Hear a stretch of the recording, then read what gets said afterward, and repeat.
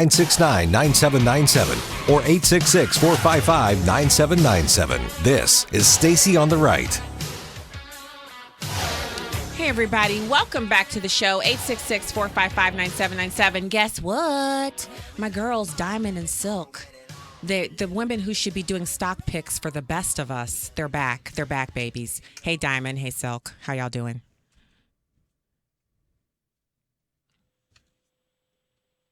Yeah, I've got, hello? Here? Hey, oh, there. I can hear you now. How are you? Darling. Hey, how you doing? Oh, you know what? I don't even know what to say because I was sitting up this afternoon getting ready for the show, and I clicked on one of y'all's videos, and then I went through, and I got all the way back to April, and you were telling somebody off, Whoopi Goldberg, I think, who said she was going to leave the country, and y'all were like, go ahead and go because Donald J. Trump is going to be the president. And then I thought about it for a second. I was like, these women have been saying this for well over a year. When he first announced, you guys were one of the first people who came out and you talked about how you knew he was going to win.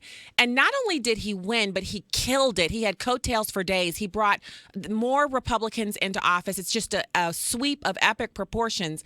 And the first people to call it, I mean, very first voices were you two.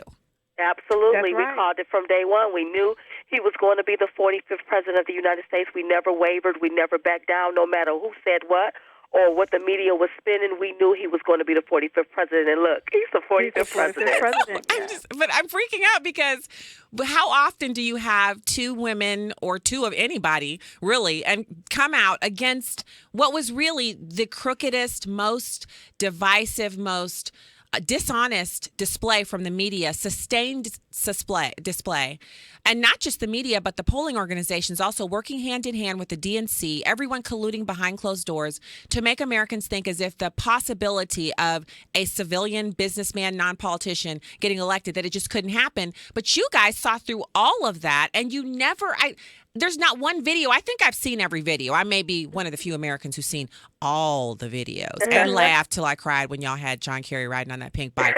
The best. So, but you guys knew from day one because you guys were just as forceful day one as you were a few weeks before when you were actually live on the stage with him at certain events and all of that. You never seemed like any of it got to you. How did you keep the faith when it seemed like it just wasn't ever going to happen? Well, see, faith is feeling as if the thing has happened. So we felt like he was going to be the president. We imagined it. We saw it.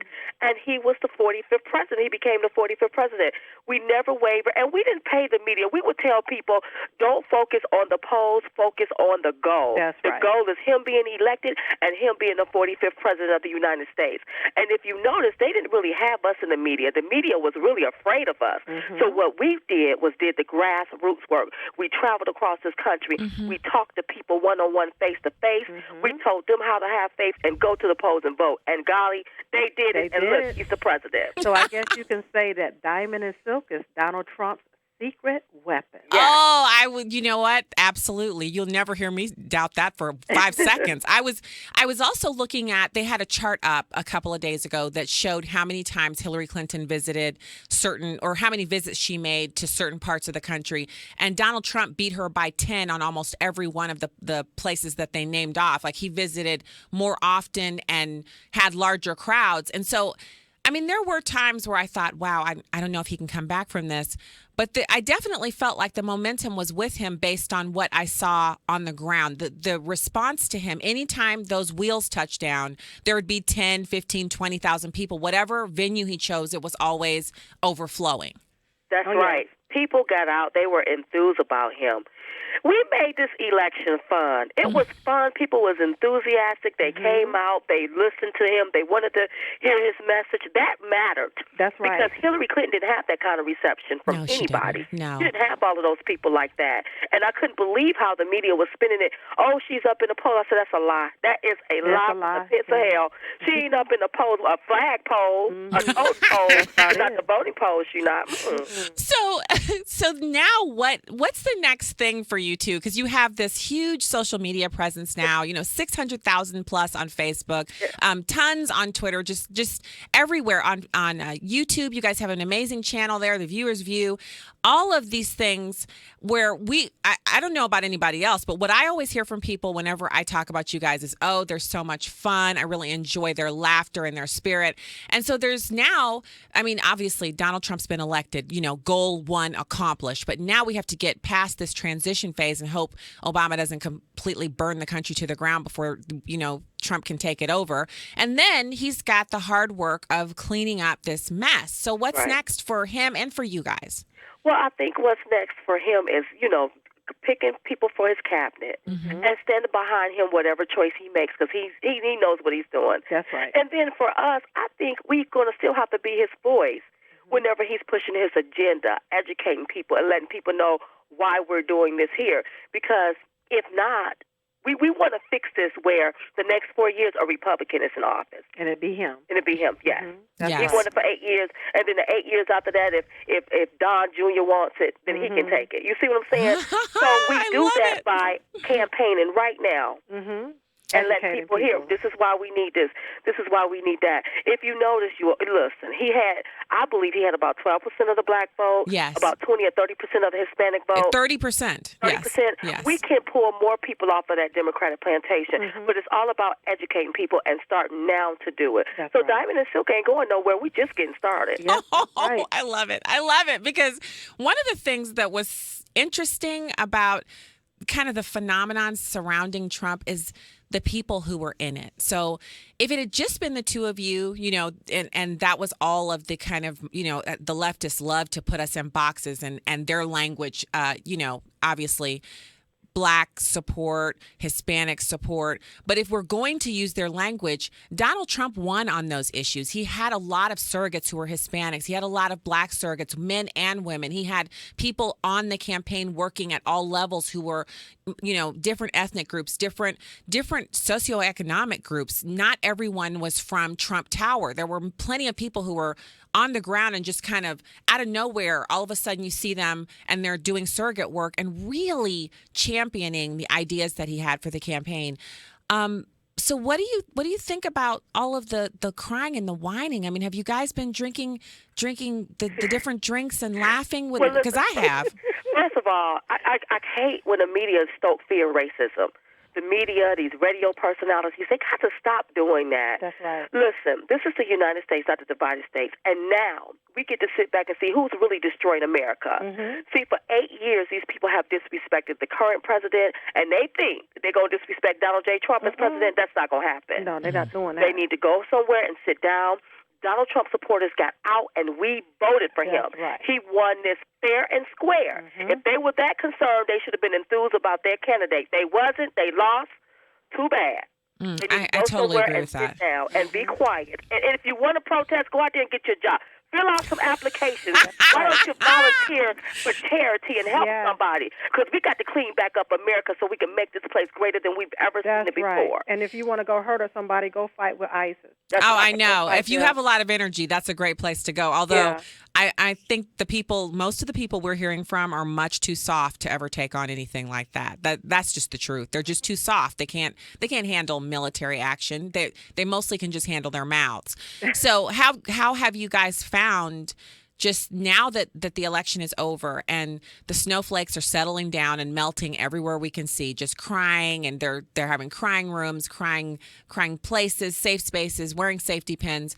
Have you guys met up with any of these people or encountered them out and about? Well, you know what? You can't argue with people when they're being argumentative. You have to give people time to calm down and relax. That's right. And when they calm down and relax, we will educate them. People need to stop stoking fear. And I always say, you know what? When fear come knocking, open the door with faith. That's right. Give Donald Trump a chance, because at the end of the day, he is our president. That's we right. elected him. This was done by the people. By the people. Okay? And I believe he's going to work for the people, so they need to calm it down. Calm it down. Okay, so pretty much you guys have wisdom for these people. That's good. They need it. They really need it. Oh, yeah. Absolutely. We got to unite our country. We're not going to sit here and we're not going to be divided. We're going to unite. And if they are so concerned about being a liberal, then they should work hard on that. But don't let the world see you destroy the country. You're rioting, you're looting, you're burning down stuff. Don't let the world see that.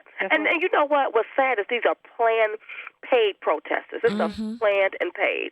The good thing is Donald Trump ain't even sworn in yet, and he's already creating jobs. Oh, I've been thinking the same thing. You know, at least the people are being paid to tear stuff down, but they're causing a lot of damage, and I think it's a real shame.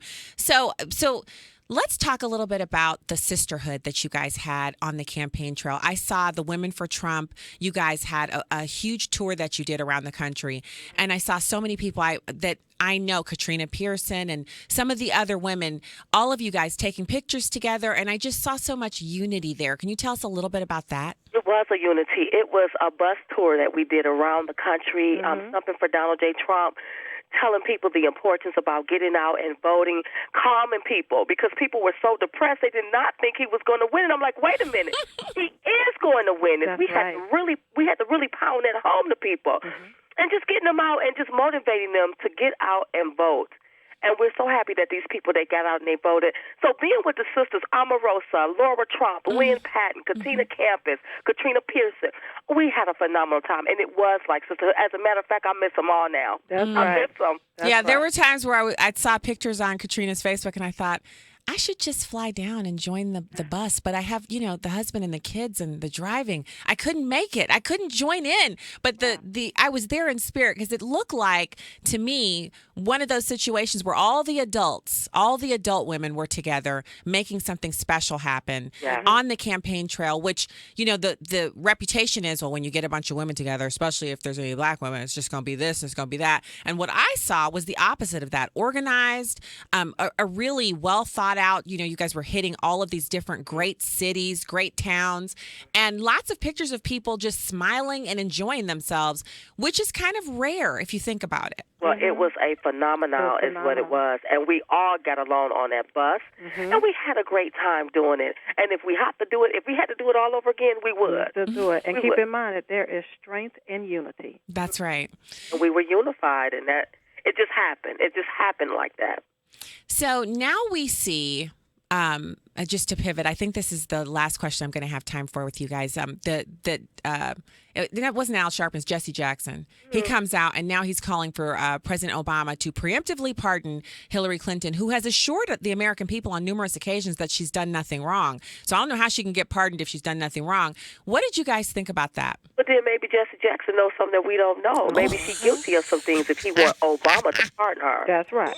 So sometimes, honey, people sit back in the cut, but they tell on themselves. That's what I thought. Other people. That look like he's telling on somebody. Oh, you see the wisdom that just flows, because that is exactly what happened. So she's not the one telling on herself. It's her people who thought he was helping her. Who knows if they communicated beforehand or not. But the implication is that there's something that she's very guilty of, and that he doesn't want her to be prosecuted for it. And so he's hearkening back to Nixon, who, remember, the Democrats, they love to beat Republicans over the head with Nixon. They never get tired of it. Yet now, all of a sudden, Nixon is a great example of what to do, which is he got a pardon, so she needs one too. Well, it looks like he knows something on her. And listen, this going to come out because Donald Trump about to drain the swamp, baby. That's right. I love it. I can't wait. I'm seeing the fear in some of these appointments, and that tells me he's on the right track. He's doing such a great job. You two, you'll be back on, because we're going to have periodic updates from Diamond and Silk on the Stacy on the Right show. Thank you so much for coming on short notice, ladies. Thank you for having us. You guys have a great night. Love you. Bye-bye. Love you too. Those are my girls, Diamond and Silk. They really lifted my spirits. Sometimes I would watch their videos and be like, I don't know where the energy's coming from, but yes, thank you, yes. So when we get back, we're going to have your calls and more of the Stacy on the Right show. Thank you so much for listening. Stay right there.